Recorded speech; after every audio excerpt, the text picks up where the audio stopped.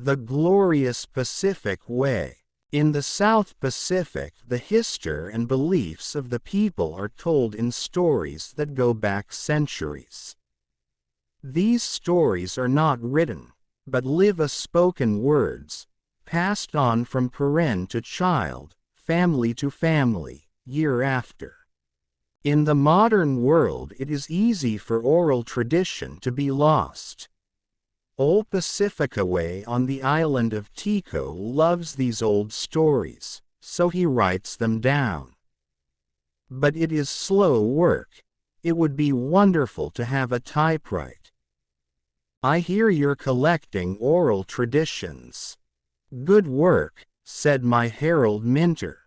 I'm pleased to hear that someone is writing down these old stories before they're lost forever. My Mint was a diplomat. His voice was friendly, but he sounded like a teacher speaking to a schoolboy. Thank you, sir, Old Pacifica Way said shyly. He was not usually shy, except with foreigners, but tonight he was at a drinks party for diplomats.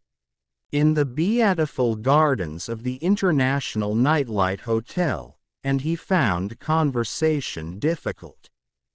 Old spent most of the free time from his job collecting oral traditions. He felt that God was telling him to do this work, and it had become the great interest of his life. He had begun by writing down his own family's history and stories, then went on to other families in the village, and then to neighboring villages. In 7 years he had covered a fifth of his island country. He wrote with a pen in notebooks, which he kept in a tall pile in a corner of his house. He hoped that one day he would have a typewriter. Friend of Ole's had invited him to the drinks party to meet Mr. Mint, because Mr. Mint was in Tico to talk about development, and to find out where aid and money were needed.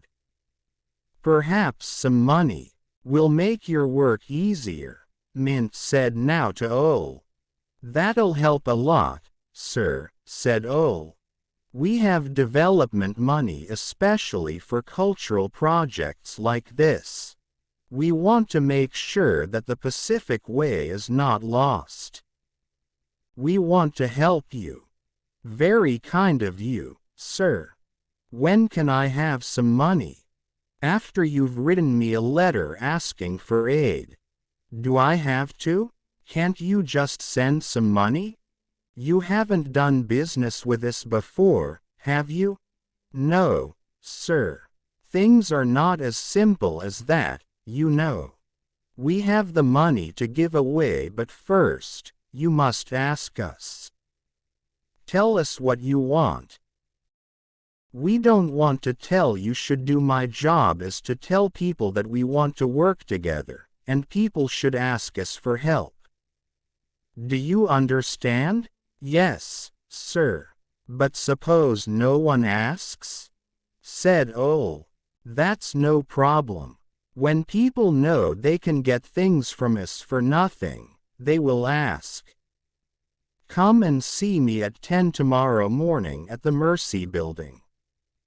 Think of what I've said and we'll talk about it then.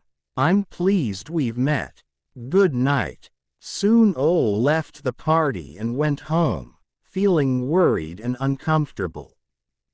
He had never before asked for anything from a stranger. I'm not a beggar, he thought. If Mr. Mint has money to give away, why doesn't he just give it?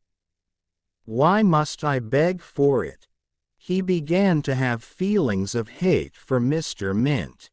He needed a typewriter and some filing cabinets, not for himself, but for the important work he was doing. But he was too proud to ask for them. Was it wrong to be proud? Probably.